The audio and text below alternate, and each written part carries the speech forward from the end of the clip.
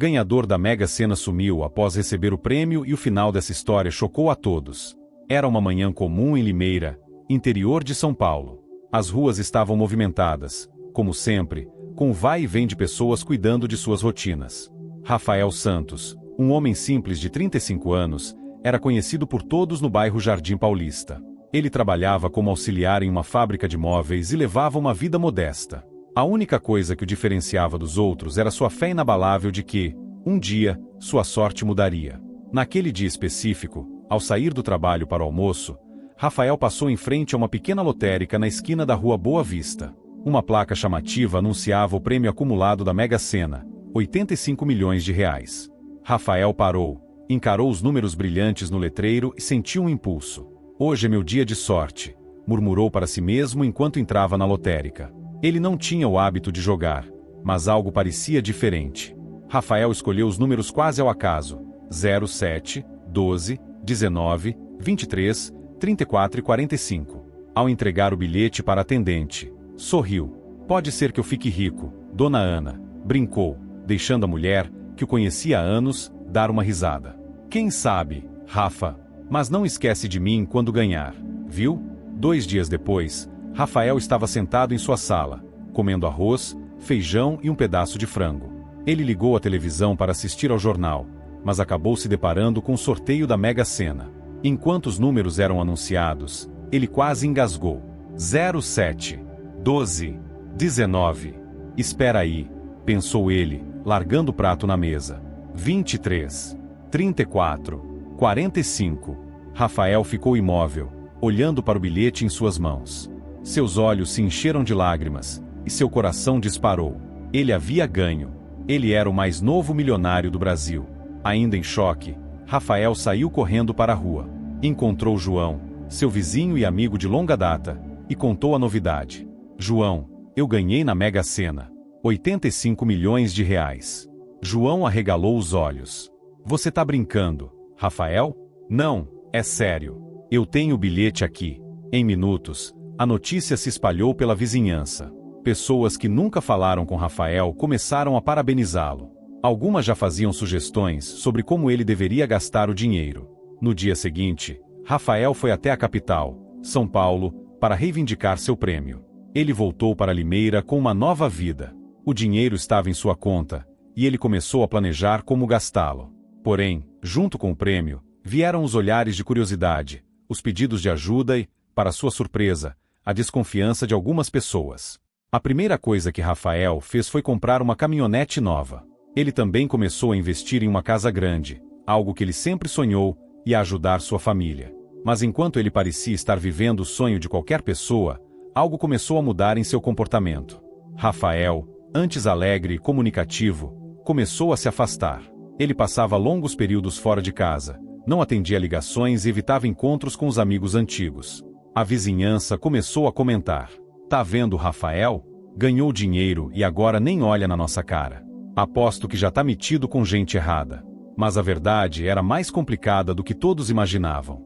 Nos próximos capítulos, a vida de Rafael tomará um rumo inesperado, levando Limeira a se tornar palco de um mistério que ninguém poderia prever. Após a euforia inicial de ganhar na Mega Sena, Rafael tentou manter os pés no chão. Ele sabia que sua vida estava prestes a mudar completamente.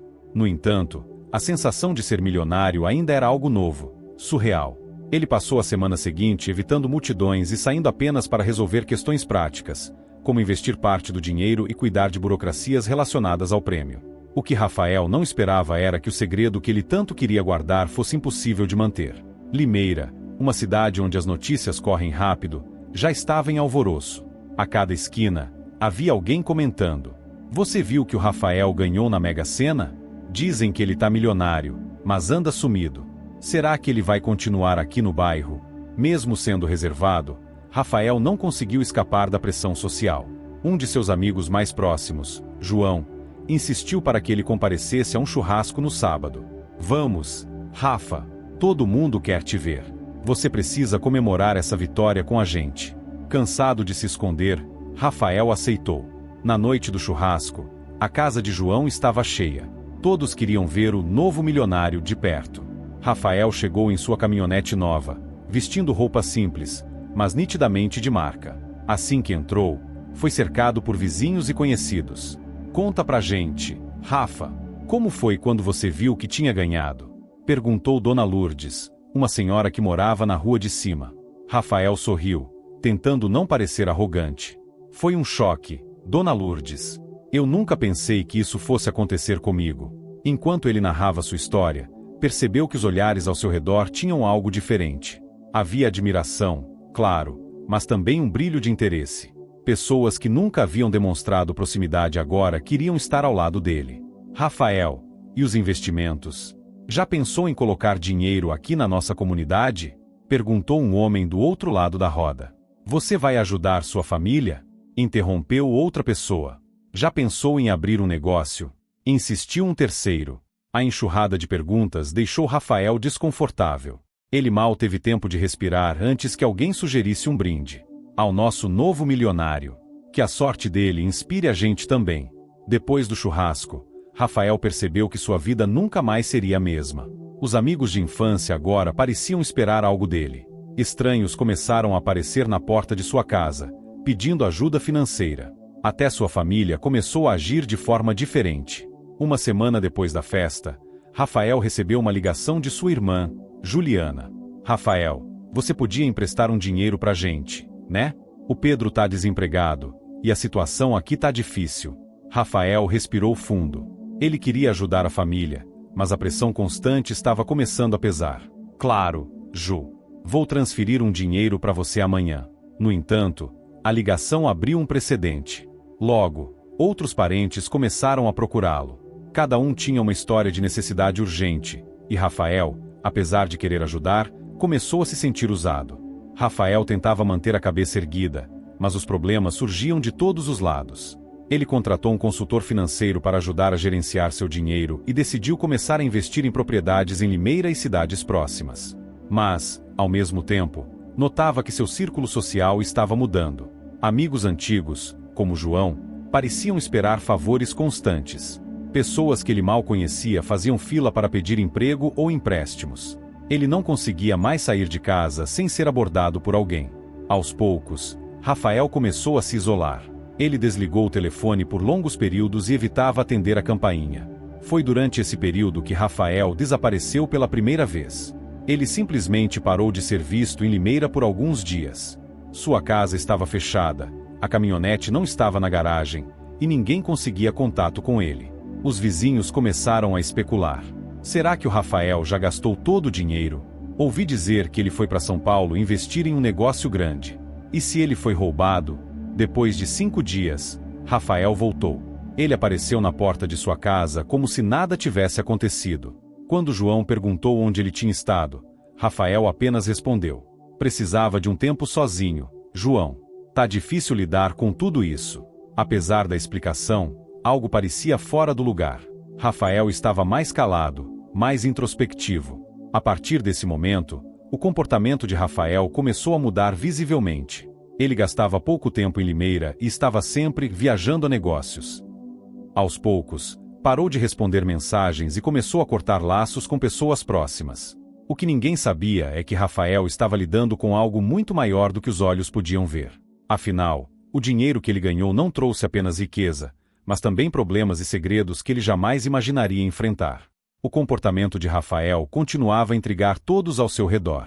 Ele, que era um rosto constante nas ruas de Limeira, agora passava a maior parte do tempo recluso ou em viagens. O que antes parecia ser o sonho perfeito de alguém que ganhou milhões, aos poucos começava a se transformar em um enigma. No entanto, ninguém estava preparado para o que viria a seguir. Era uma manhã de quinta-feira em Limeira. O bairro Jardim Paulista estava tranquilo como de costume, com as ruas cheias de crianças brincando e os vizinhos conversando nas calçadas. A ausência de Rafael, que já não era mais tão rara, não chamou atenção imediatamente. Foi só à noite, quando João passou em frente à casa do amigo, que algo pareceu errado. A luz estava apagada, a caminhonete não estava na garagem, pior ainda, o portão da casa estava destrancado.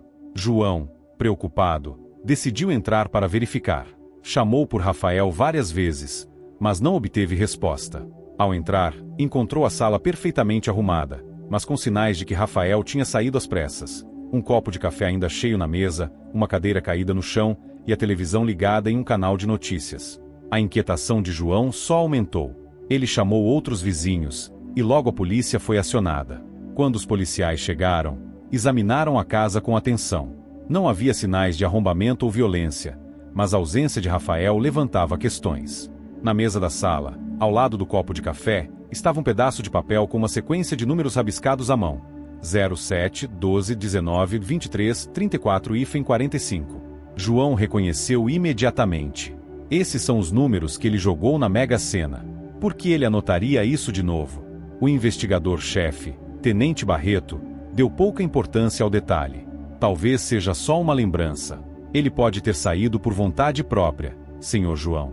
Vamos verificar câmeras de segurança e ouvir os vizinhos. Em poucas horas, a notícia do desaparecimento de Rafael se espalhou por Limeira. A especulação tomava conta das rodas de conversa. Será que alguém sequestrou ele por causa do dinheiro? Dizem que ele andava estranho, meio paranoico. E se ele fugiu porque estava devendo? Enquanto isso, João e outros amigos próximos tentavam juntar peças do quebra-cabeça.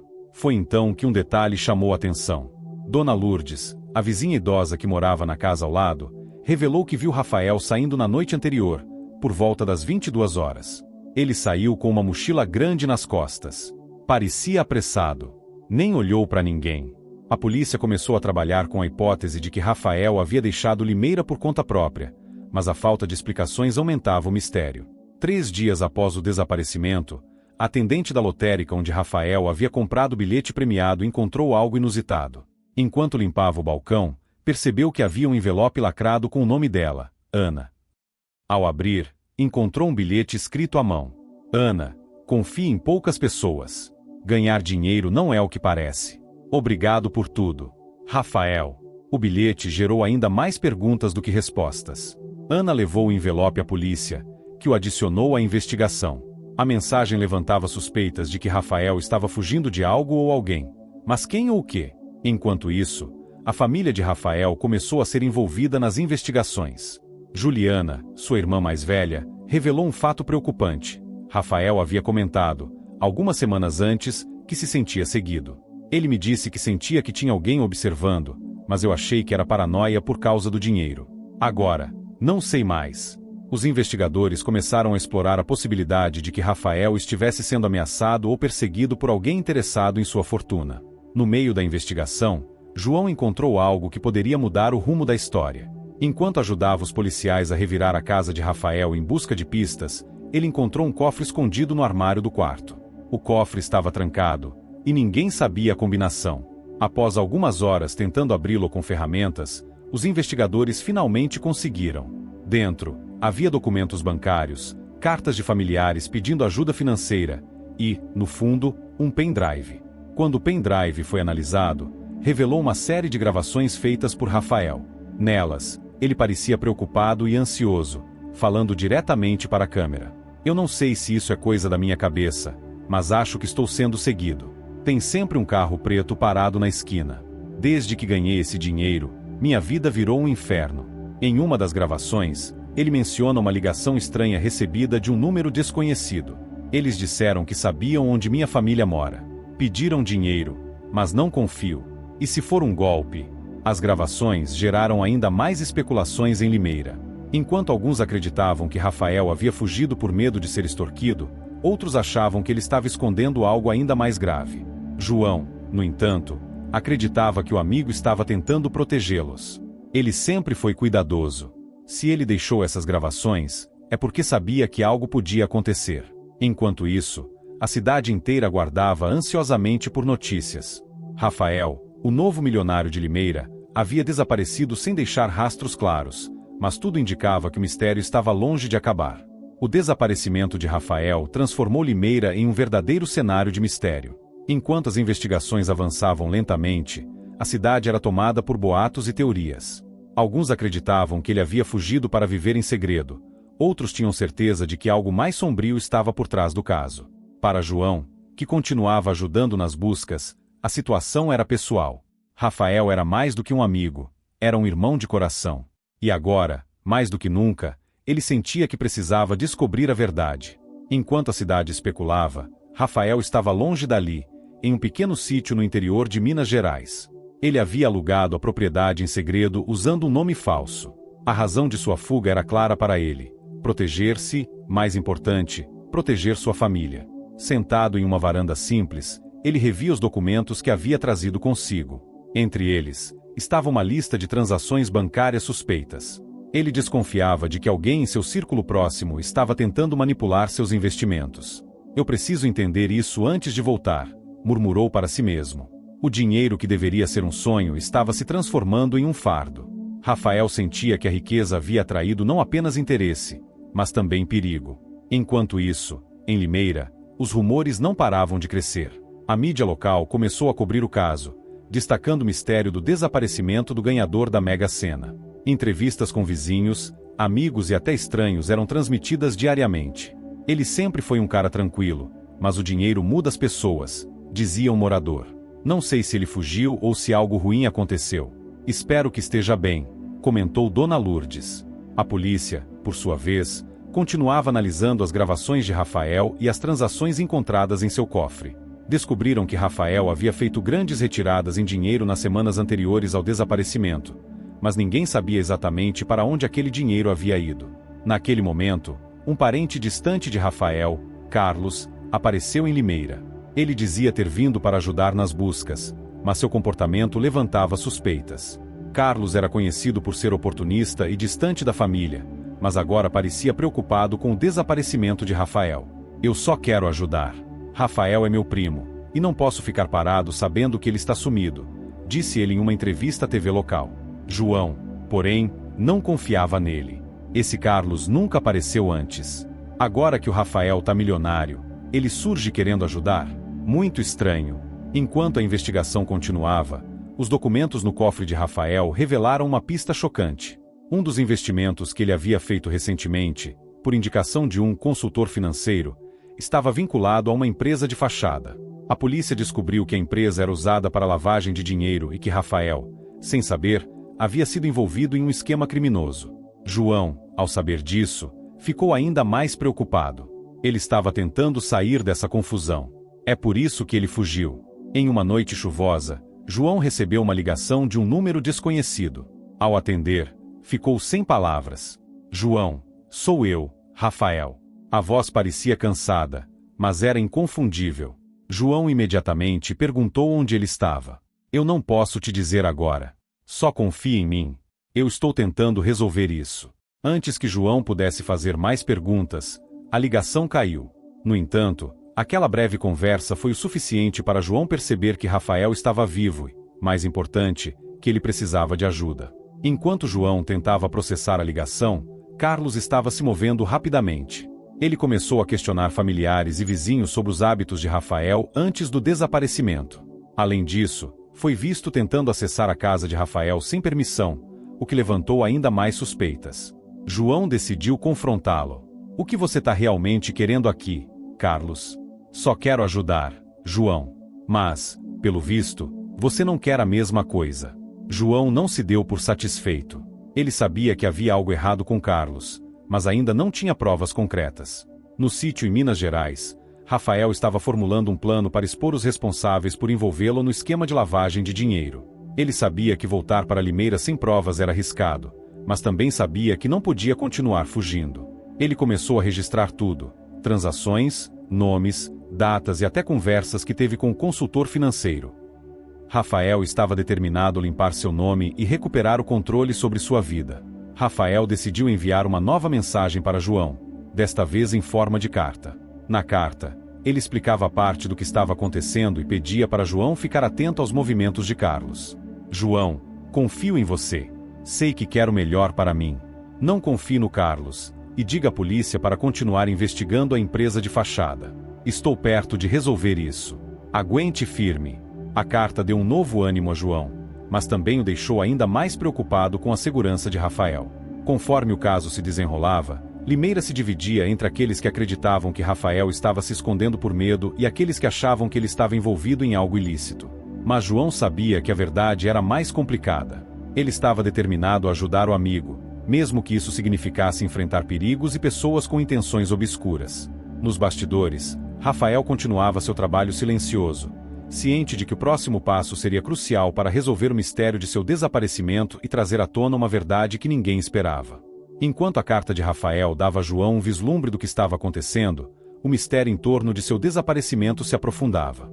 Limeira continuava em alvoroço, e a polícia agora considerava o caso uma investigação prioritária, com suspeitas de crimes financeiros e até ameaças à vida de Rafael. João, por sua vez, começava a perceber que estava mais envolvido do que jamais imaginou. A carta do amigo não apenas o colocava no centro da busca pela verdade, mas também o alertava sobre perigos que poderiam estar mais próximos do que ele imaginava. Nos dias que se seguiram, Carlos continuou a agir de forma suspeita. Ele começou a se aproximar de pessoas importantes no bairro, tentando convencer a todos de que estava ali apenas para ajudar. No entanto, João notava que ele sempre fazia perguntas muito específicas. Você sabe se o Rafael deixou algum documento importante? Ele comentou algo sobre esconder dinheiro em casa? João decidiu que precisava vigiar Carlos de perto. Ele não confiava no primo distante e estava convencido de que ele sabia mais do que aparentava. Certa noite, João recebeu uma nova mensagem anônima no celular. O texto era direto. Encontre-me no campo de futebol às 23 horas. Venha sozinho. Apesar do medo, João decidiu ir. Ele sentia que, se fosse Rafael, finalmente teria uma chance de entender o que estava acontecendo. Ele saiu de casa sem avisar ninguém e seguiu para o local indicado. Ao chegar, encontrou uma figura encapuzada esperando sob as luzes fracas do campo. Rafael? É você? Perguntou João, tentando conter a ansiedade. A figura tirou o capuz. Era Rafael, mas ele parecia cansado e abatido. João, obrigado por vir. Eu não tenho muito tempo. Rafael explicou que havia fugido para proteger sua vida e que estava sendo ameaçado por pessoas que ele acreditava serem ligadas ao esquema de lavagem de dinheiro. Quando investi naquela empresa, eu achava que estava fazendo algo seguro, mas descobri que era tudo fachada. Agora, essas pessoas estão atrás de mim porque acham que eu sei mais do que deveria. João ficou em silêncio, tentando processar as informações. Por que você não foi direto para a polícia? Porque eles têm contatos em todos os lugares. Se eu fizer isso sem provas suficientes, minha família estará em perigo, respondeu Rafael. Ele entregou a João um pendrive. Aqui estão todas as informações que consegui reunir até agora. Preciso que você leve isso para alguém confiável. Antes que a conversa pudesse continuar, Rafael ouviu um barulho vindo da estrada. Eles estão me seguindo. João, preciso ir. Sem dar mais explicações, Rafael voltou para sua caminhonete e desapareceu na escuridão, deixando João sozinho com o pendrive. João sabia que aquilo era um ponto de virada. Ele agora tinha em mãos informações que poderiam não apenas salvar Rafael, mas também desmascarar as pessoas que estavam ameaçando sua vida. Na manhã seguinte, João levou o pendrive a um amigo de confiança, Marcos, que era técnico em informática. Os dois passaram horas analisando os arquivos, que incluíam item transações bancárias que conectavam a empresa de fachada a contas internacionais. Item e-mails trocados entre Rafael e o consultor financeiro. Item gravações de chamadas telefônicas ameaçadoras. Uma das gravações chamou atenção. Nela, uma voz masculina dizia: "Você tem até o fim do mês para nos pagar. Se não, você sabe o que pode acontecer com sua irmã." João sentiu um arrepio ao ouvir aquilo. Agora tinha certeza de que Rafael estava lidando com algo muito maior do que um simples golpe financeiro. Enquanto João trabalhava para desvendar os arquivos, Carlos continuava a agir de forma sorrateira. Ele começou a seguir João, tentando descobrir o que ele sabia. Em uma tarde, Carlos o confrontou. "Você sabe de alguma coisa, não sabe? Tá agindo estranho." João tentou desconversar, mas Carlos foi direto ao ponto. "Escuta, se você tiver algo sobre o Rafael, é melhor compartilhar comigo. Não faça isso sozinho." João, no entanto, sabia que não podia confiar nele. "Não sei do que você está falando, Carlos. Só quero que meu amigo volte." Após analisar o pendrive, João decidiu que era hora de levar as provas à polícia. Ele marcou uma reunião com o Tenente Barreto, o investigador responsável pelo caso. Na delegacia, João entregou os arquivos e explicou tudo o que sabia. "Essas informações mostram que Rafael foi enganado e que sua vida está em perigo. Vocês precisam protegê-lo." O tenente, embora cético no início, ficou impressionado com a quantidade de evidências. Ele prometeu agir rapidamente para identificar os responsáveis. No entanto, O movimento de João não passou despercebido. Um dos cúmplices no esquema, que estava monitorando a investigação, descobriu que as provas haviam sido entregues. Naquela mesma noite, João recebeu uma ligação ameaçadora. Você acha que está ajudando Rafael? Isso vai acabar mal para você também. João sentiu o peso da ameaça, mas estava decidido a ir até o fim.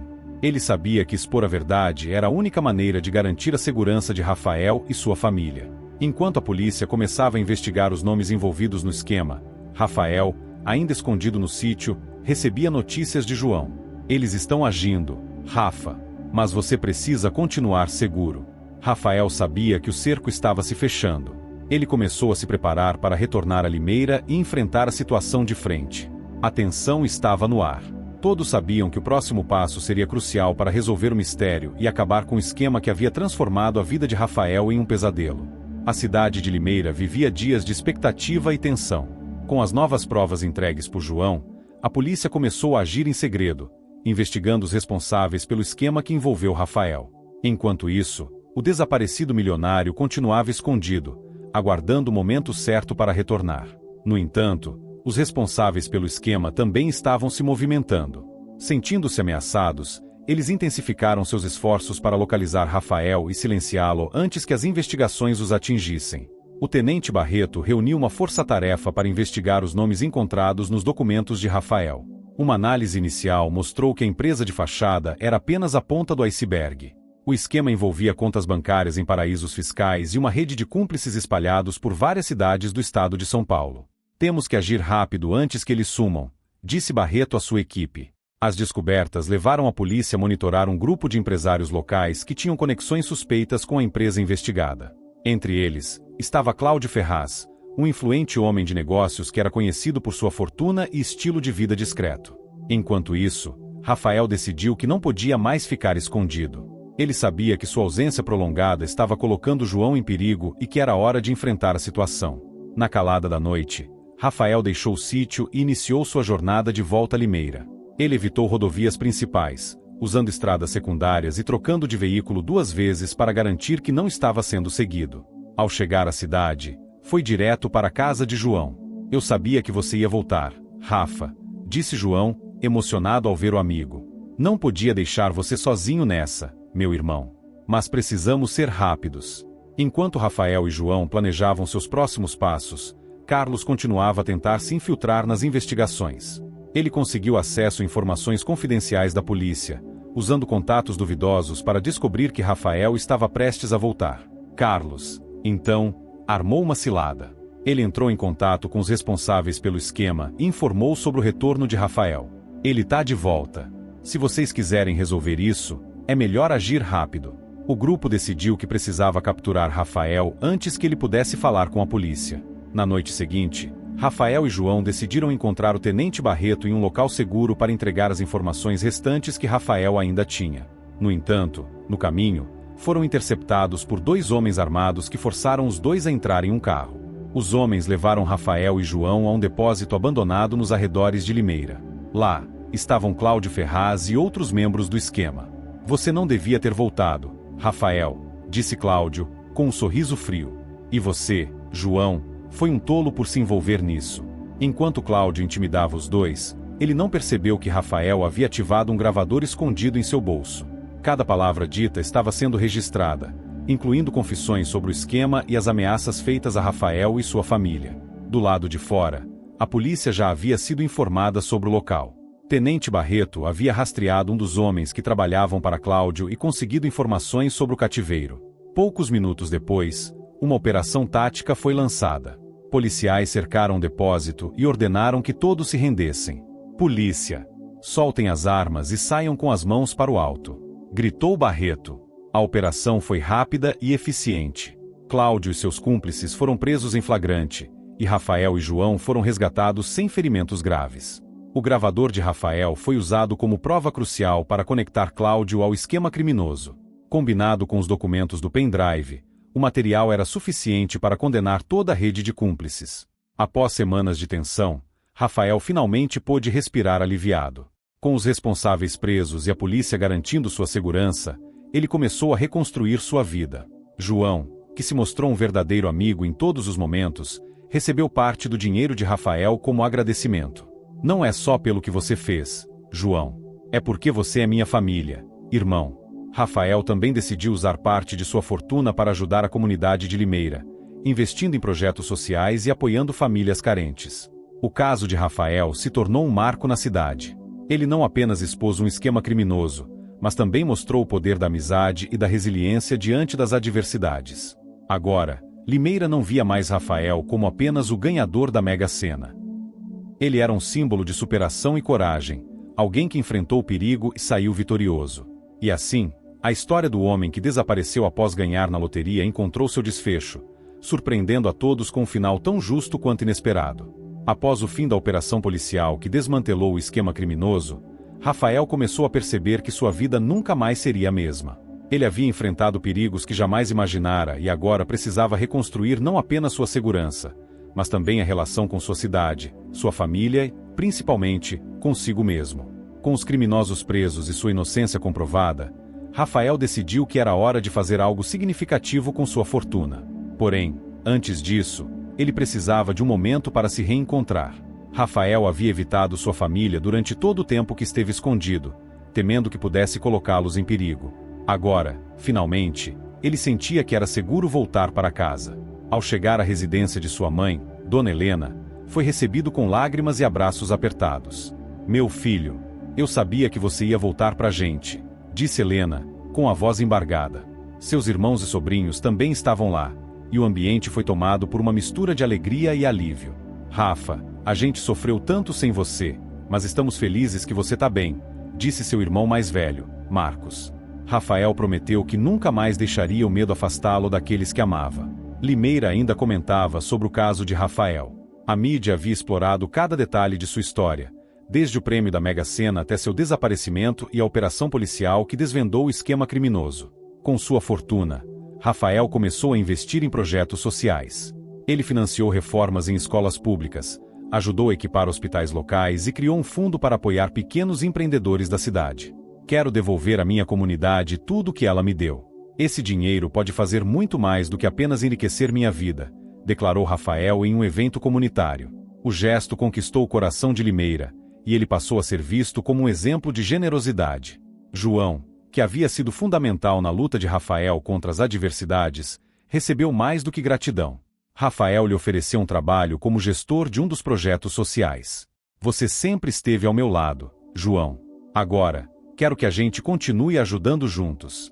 João, emocionado, aceitou o convite. Ele sabia que, apesar de todo o sofrimento, o caso de Rafael havia criado uma oportunidade única de fazer a diferença. Apesar das mudanças positivas, Rafael ainda carregava cicatrizes emocionais. À noite, ele era atormentado por pesadelos com o período em que esteve em perigo, e o medo de represálias ainda o rondava. Em uma conversa com João, ele desabafou: "Parece que nunca vou me livrar disso completamente. Tudo o que aconteceu me mudou." João tentou confortá-lo. "O que aconteceu te fez mais forte, Rafa. E agora você está usando isso para ajudar os outros.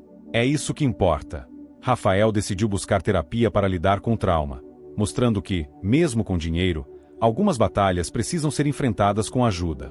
Enquanto se adaptava à sua nova vida, Rafael começou a conhecer pessoas que compartilhavam sua visão de ajudar o próximo. Ele se conectou com outros empresários que promoviam ações sociais e começou a participar de eventos beneficentes. Foi em um desses eventos que ele conheceu Camila, uma jovem advogada que trabalhava com direitos humanos. Camila admirava a trajetória de Rafael e os dois logo se tornaram amigos. "Sua história é inspiradora, Rafael. Mas você ainda tem muito que viver e construir", disse Camila em uma conversa. A amizade rapidamente se transformou em algo mais, e Rafael percebeu que estava redescobrindo a alegria de viver. Para consolidar seu trabalho social, Rafael criou a Fundação Horizonte, uma organização voltada para educação, saúde e oportunidades para jovens. Ele usou parte de sua fortuna para garantir que a fundação tivesse recursos suficientes para operar por décadas. A inauguração foi um evento emocionante, com a presença de autoridades locais, amigos e familiares.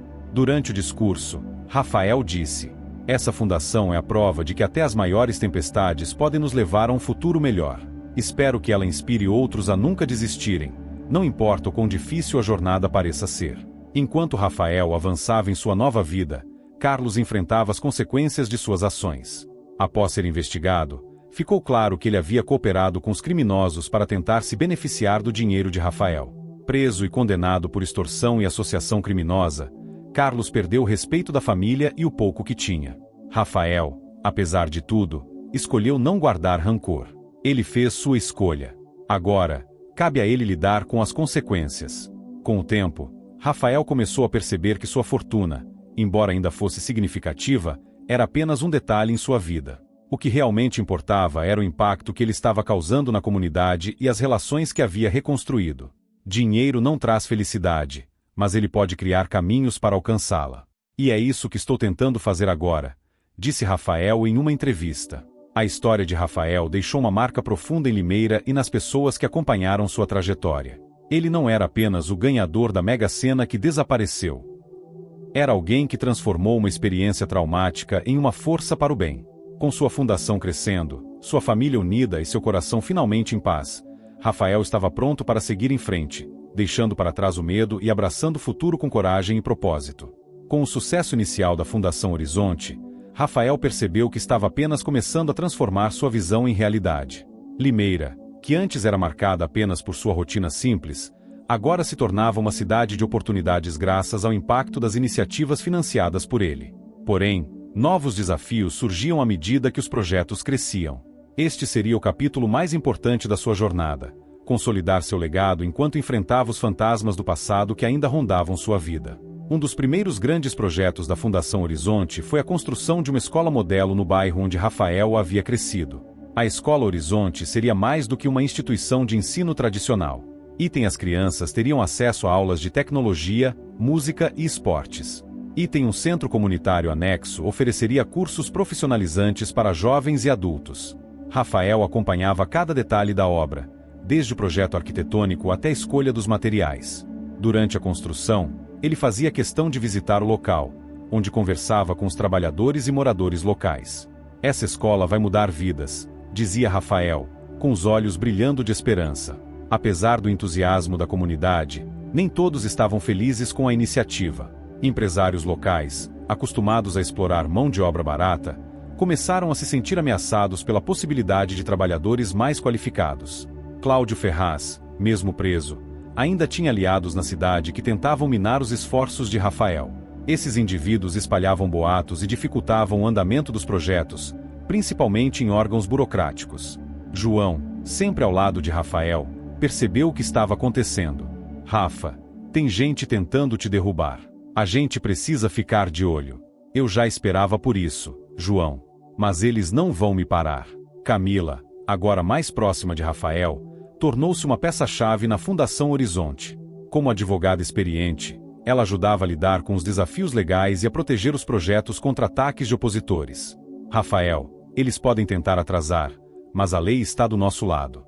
Precisamos ser firmes e estratégicos. A parceria entre os dois começou a se fortalecer ainda mais, e a cumplicidade que compartilhavam não passou despercebida por João. Acho que você está apaixonado, Rafa. Não é só pelo trabalho que você fala tanto da Camila, provocou João, rindo. Rafael apenas sorriu, mas no fundo sabia que João estava certo. Após meses de trabalho árduo, a Escola Horizonte foi finalmente inaugurada. O evento contou com a presença de autoridades locais, professores, alunos e suas famílias. Rafael fez um discurso emocionante.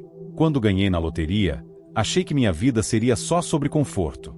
Mas percebi que o verdadeiro propósito de tudo isso é transformar vidas.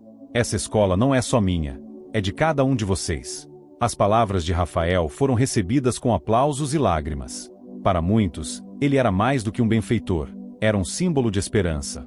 Com o crescimento da Fundação Horizonte, Rafael passou a ser procurado por pessoas de todo o Brasil. Algumas queriam parcerias, enquanto outras viam nele uma oportunidade de explorar sua fortuna. João, sempre atento, ajudava a filtrar os contatos. Nem todo mundo que sorri para você está do seu lado, Rafa. Rafael sabia que precisava proteger o que havia construído, mas também queria expandir seu impacto. Ele decidiu criar um conselho para a fundação, formado por pessoas confiáveis como João, Camila e outros membros da comunidade.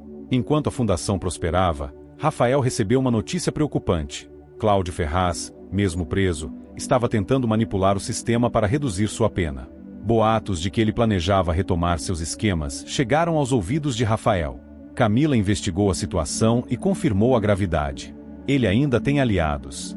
Precisamos garantir que ele não volte a causar problemas.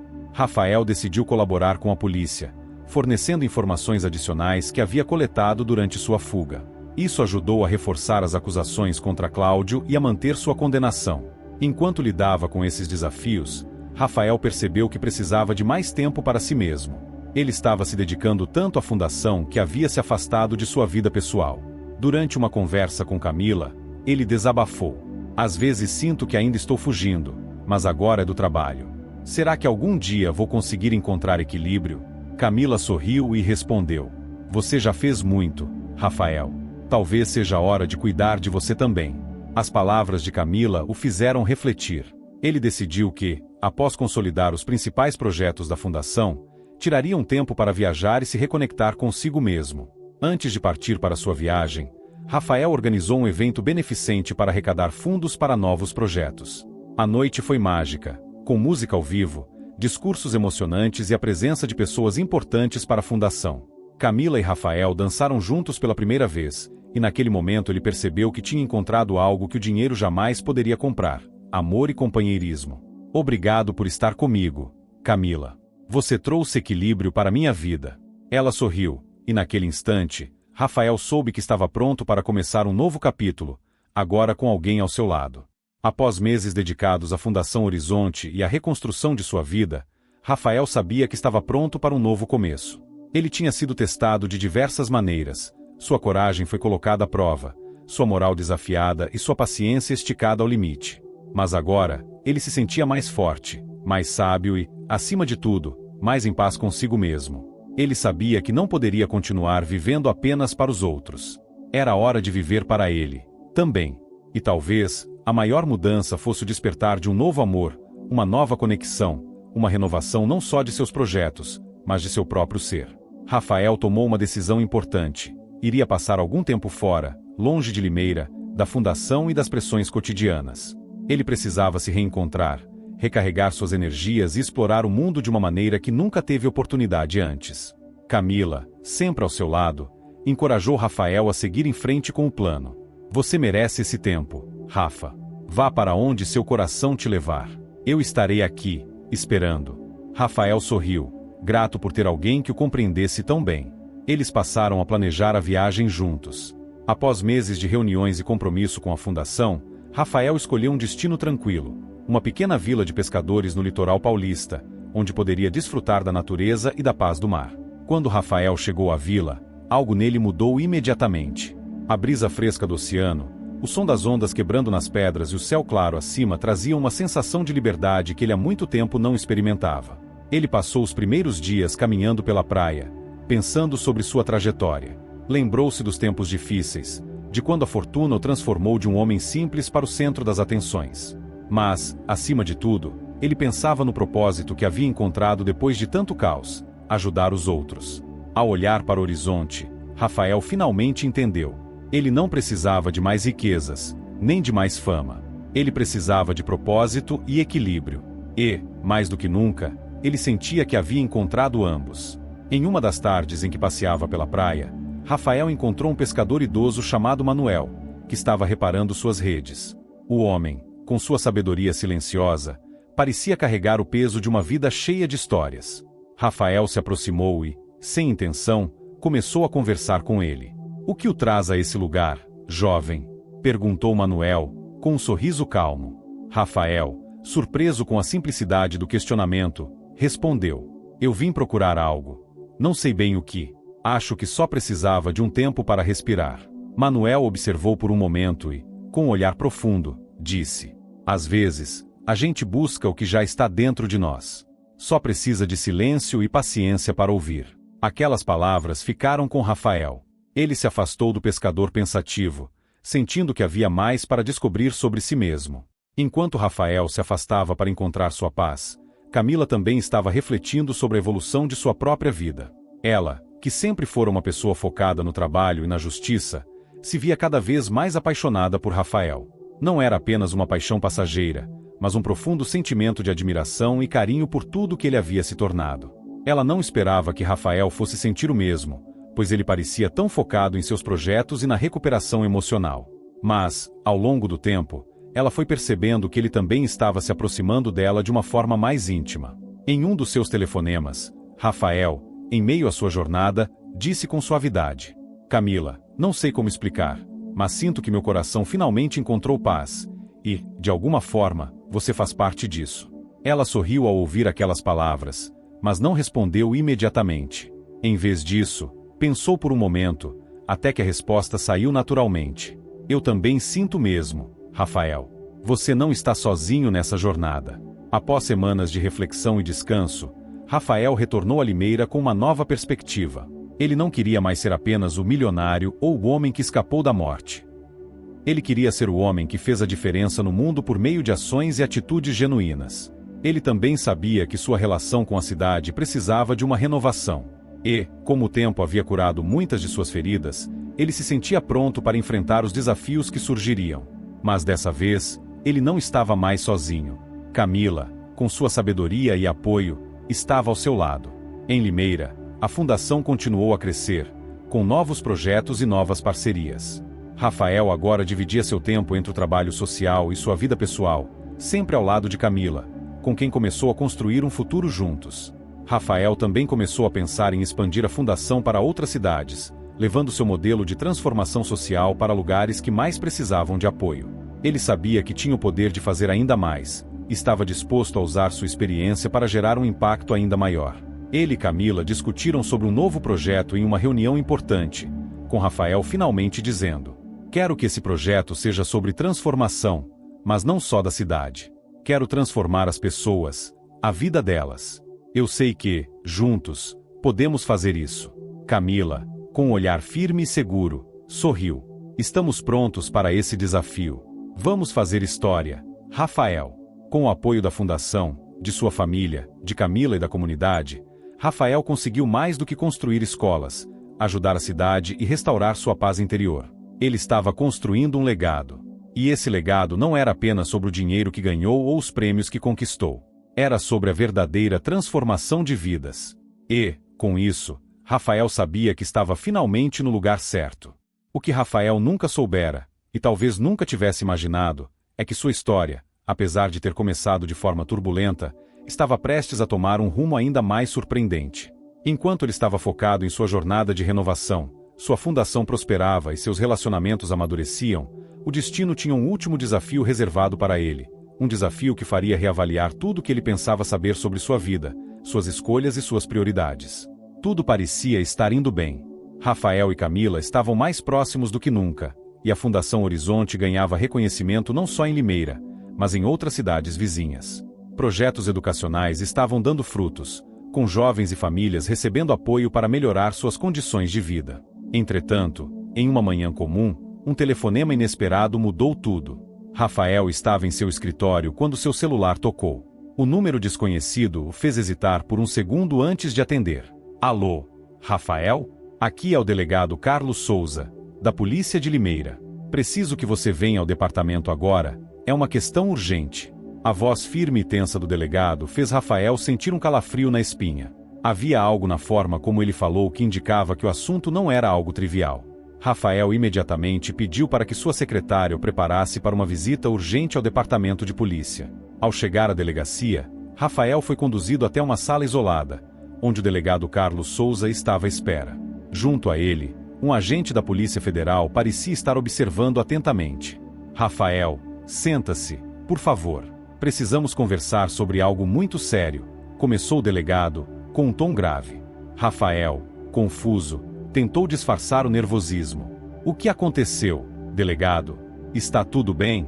O delegado olhou para ele e, com uma expressão séria, explicou: "As investigações sobre o esquema criminoso que você desmantelou no passado não terminaram como imaginávamos.